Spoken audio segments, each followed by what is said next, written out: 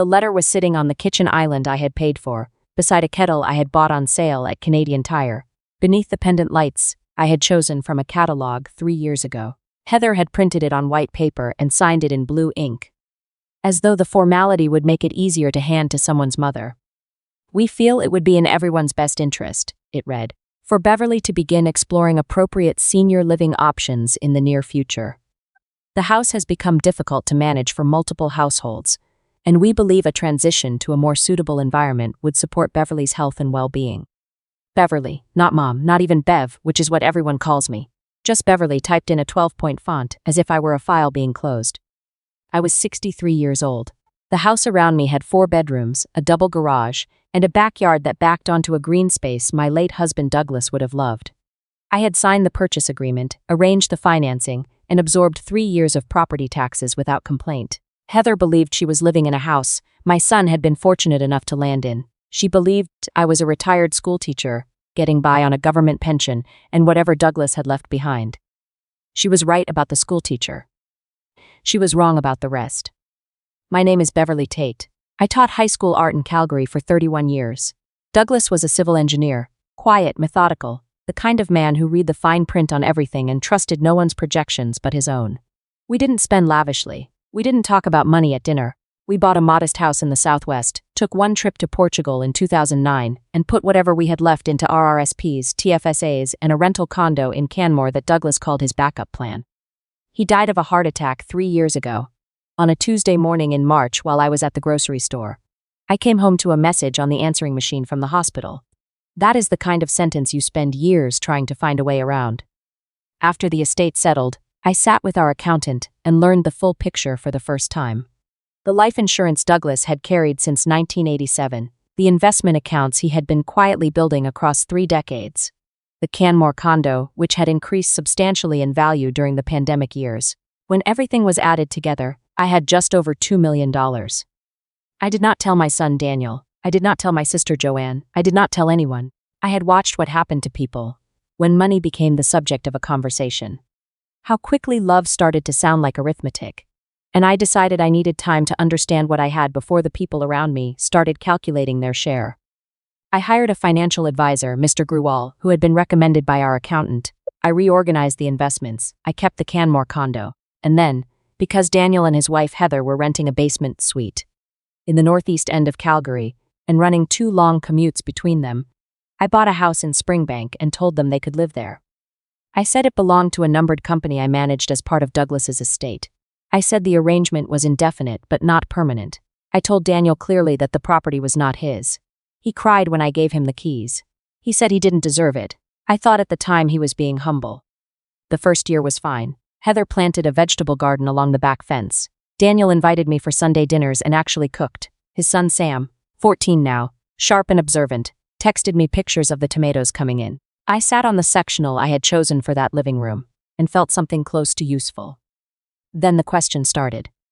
How much had Douglas actually left? Was the Canmore condo still in my name? Did Daniel have any standing to the Springbank property if something happened to me? Heather asked these things sideways, during conversations about other things, so the question arrived before anyone had agreed to a discussion. I said the same thing every time. Everything is arranged. She didn't like that answer. It ended the conversation without giving her a number to work with. By the second year, Heather had built what she called her brand around the house. She photographed the kitchen for her social media content. She brought in furniture without asking and removed the curtains I had picked out from a shop on 17th Avenue. When I mentioned it, she said the old ones weren't working aesthetically. I folded them and put them in the linen closet and said nothing. Daniel started mentioning opportunities. A colleague wanted to start a private fund. Heather's sister needed backing for something. Could I help? Just short term. Just to get them across a difficult stretch. Because they were so close to stable and didn't I want to see that happen? I said no the first time. Daniel didn't call me for 10 days. When he came back, he brought Tim Hortons and an apology that sounded like a rough draft. I accepted it because he was my son and I was still confusing patience with forgiveness. The second time I refused, Heather told my sister Joanne that I was becoming difficult as I aged. Joanne forwarded the message without comment. I called Heather and told her that my relationship with my sister was not a variable in anyone's plan. She said she had only been expressing concern. She said it in the tone of someone who knows precisely what they were expressing.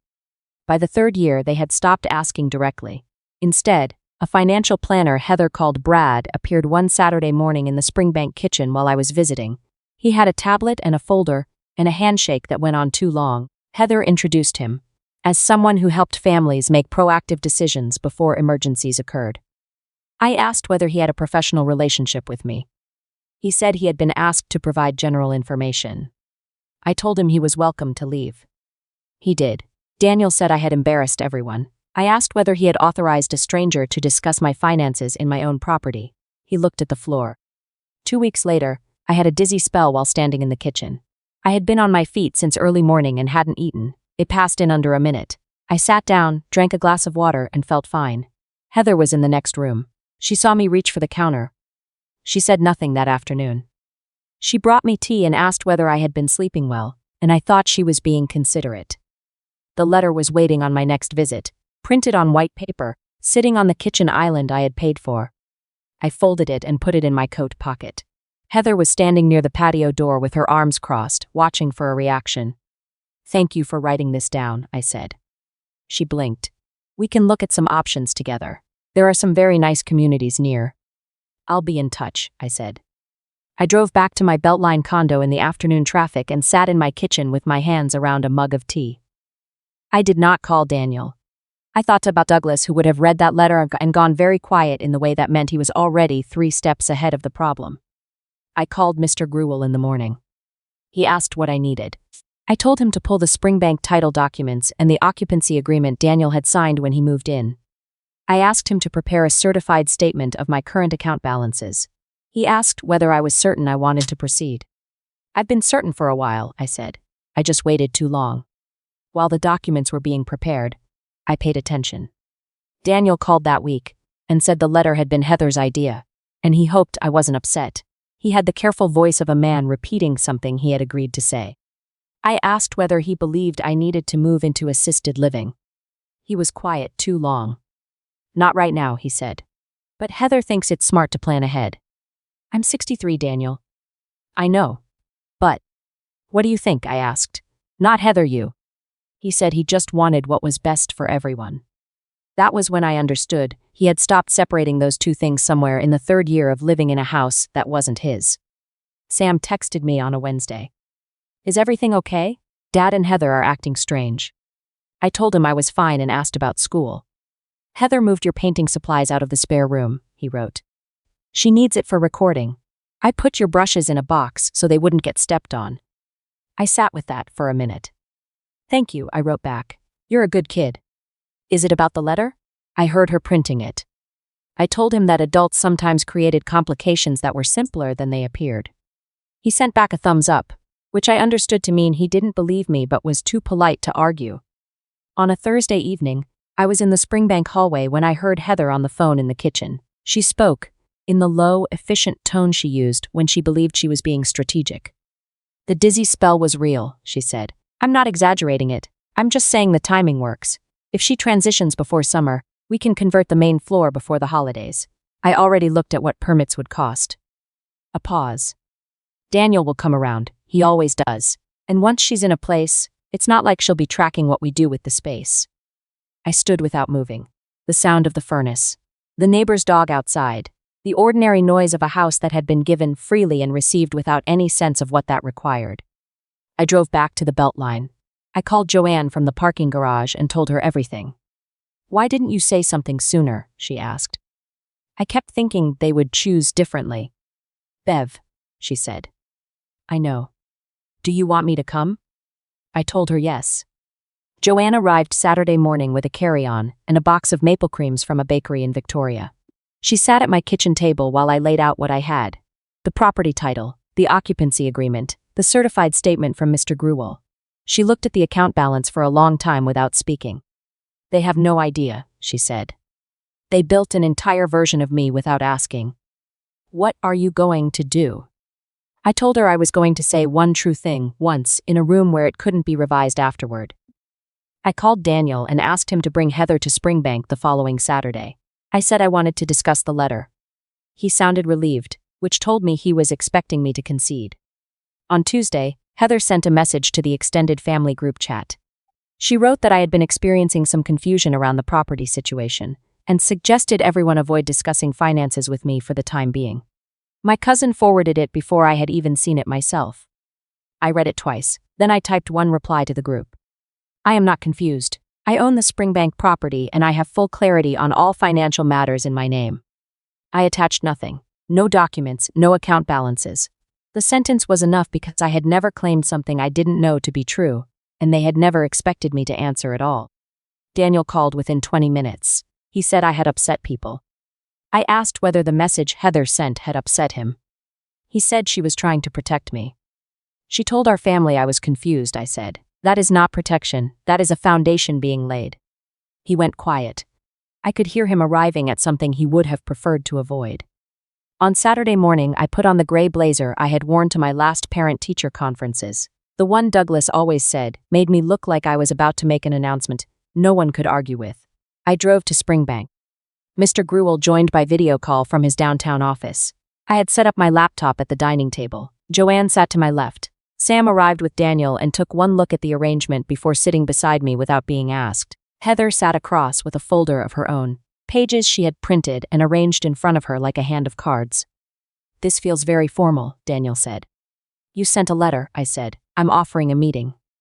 Mr. Gruel introduced himself and explained that he represented my interests in the property. He walked them through the Springbank title. My name, the numbered company, the registered owner. He explained the occupancy agreement Daniels had signed when he moved in 3 years ago. It granted temporary residence with no path to ownership and included a clause allowing me to terminate the arrangement if residents attempted to claim the property, removed my belongings without consent, or took any action contrary to my interest in it. Heather looked at Daniel. We never signed anything like that. You did, Mr. Gruel said. I have the original with both signatures. I can send certified copies this afternoon. Daniel picked up the document and read it. His face moved through something I hadn't seen in years. The look of a person who has realized the floor they were standing on belonged to someone else. Mum, he said, you never explained this to us. You received a copy when you moved in. I thought it was just standard wording. It is standard wording. It also says exactly what it means. Heather set down her folder. You've been handling all of this the whole time, and you said nothing. I told you the house was managed through a company I controlled. I told you the arrangement was not permanent. I used clear sentences. You made us believe. I made you nothing, Heather. You chose to believe what was convenient.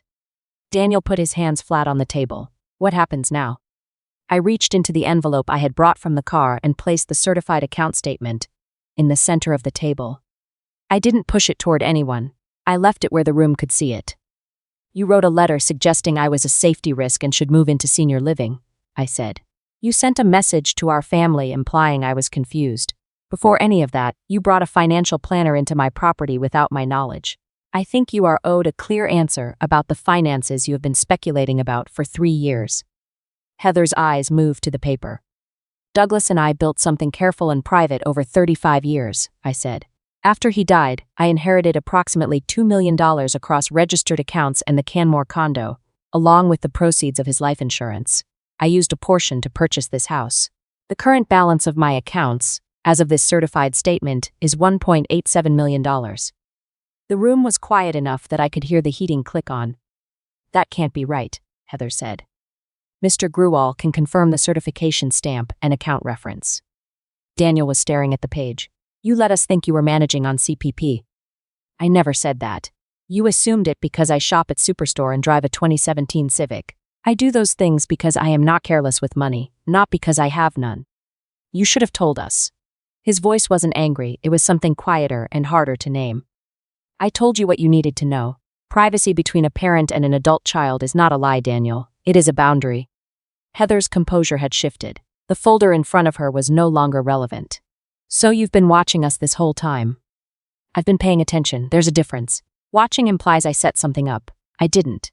You built this situation yourselves and I observed it carefully.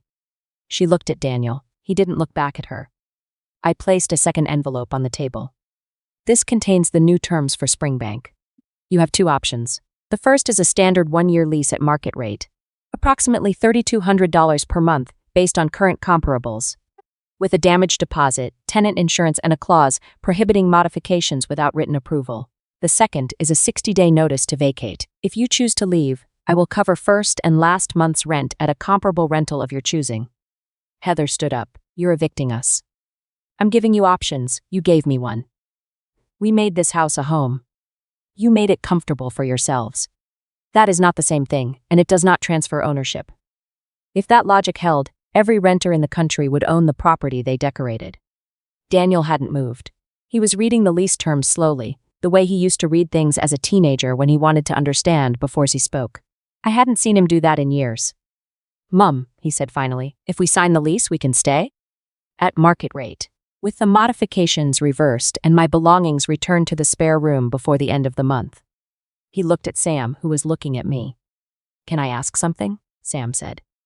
Of course. Were you ever actually going to move into a seniors building? No. Even if they'd asked more politely? Not at 63, not for anyone's renovation schedule. He nodded gravely and helped himself to one of Joanne's maple creams. Heather left the room. We heard her upstairs, opening and closing doors. Daniel stayed at the table. I let her speak for me, he said. I kept telling myself she knew how to handle things better than I did. She is very organized, I said. It was the most neutral, true thing I could offer him. I knew you weren't broke. I knew it didn't add up. But I think I liked the idea of it because it made me feel less guilty about wanting the house eventually. That was the most honest thing he had said to me in 2 years. I did not soften the moment by rushing to comfort him. He needed to stay in it a little longer. The guilt is information, I said. What you do with it is the part that matters. Daniel and Heather chose the 60-day notice. Heather did not return to the table that afternoon. The following week, she sent me a text saying I had handled everything in a way that was deliberately humiliating. I read it and did not reply. I had sat at my own table and stated the truth without raising my voice. If that felt like humiliation to her, I was not the source of it. They moved to a rental in the northeast end of the city in early April. Heather said the neighborhood wasn't what she was used to. Daniel took on weekend shifts for several months to cover the debts they had accumulated. I learned these things through Sam, who told me not because I asked, but because he was still working out that carrying news between adults was not the same as loyalty. I told him he didn't need to keep me updated. I know, he said, but I want you to know he's trying. The Springbank house is now rented to a couple in their 30s with a large dog and more houseplants than I have ever seen in one home. They pay on time and send Christmas cards with a photo of the dog wearing a scarf. I used the first few months of rental income to fund an art program at the community center near my condo. Drop-in painting sessions for adults over 50, who had always meant to try it and never found the time. I teach 2 Saturday mornings a month. Some participants are in their 80s and have never held a brush. They are, without exception, entirely unafraid of color in a way that takes decades to earn. I took the train trip across the country that Douglas and I had always planned. I sat in the dome car between Winnipeg and Saskatoon and watched the prairie go flat and gold in every direction. I thought about the letter on the kitchen island and the folder Heather had arranged like a hand of cards, and how small both things seemed from a train moving west at dusk. Joanne met me in Vancouver for the last 4 days. We stayed in a hotel with a view of the mountains and talked about Douglas for the first time in years without either of us needing to stop. Daniel visits most weeks now. He doesn't mention the accounts. He doesn't ask about the Canmore condo, or what Springbank brings in, or what I intend to do with any of it. He brings Sam, and sometimes coffee, and occasionally a question that sounds like it came from a therapist, which is a development I appreciate more than I expected. Last month, Sam brought me a painting he had made in his art class at school. It was Calgary from the hill at Edworthy Park, the downtown towers, the Bow River, the flat land extending past the ring road toward where the prairies begin. The proportions were slightly off and the watercolor had bloomed too far to the left on one side. I hung it in my kitchen, where I can see it when I make tea. Daniel noticed it on his last visit and said he hadn't known Sam was interested in art. He's been interested for a while, I said. He just needed someone to take it seriously. Daniel looked at the painting for a long time without saying anything. Then, Mum, I'm sorry, not just about the house, about all of it. I know, I said. Start there. He stayed for dinner. He washed the dishes without being asked. When he left, he hugged me in the doorway, the slightly awkward way men hug their mothers when they mean it more than they know how to show. Both arms, quickly, then a step back. I stood in the doorway until his car turned at the end of the street.